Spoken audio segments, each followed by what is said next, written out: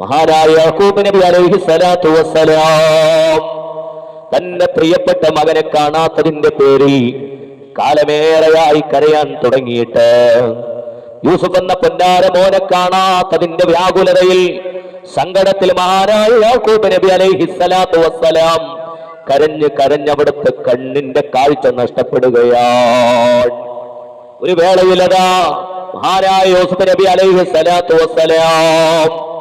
അവിടുത്തെ ഖമീസ് ഊരിയിട്ട് തന്റെ സഹോദരന്മാരോട് പറയുകയാണ്, ഈ ഖമീസ് എന്റെ ഉപ്പാടെ മുഖത്തൊന്ന് കൊണ്ടുപോയിടണേ.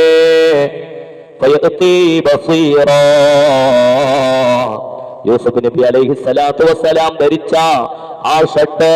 യാക്കൂബ് നബിയുടെ മുഖത്തിൽ അങ്ങോട്ട് സ്പർശിച്ചപ്പോ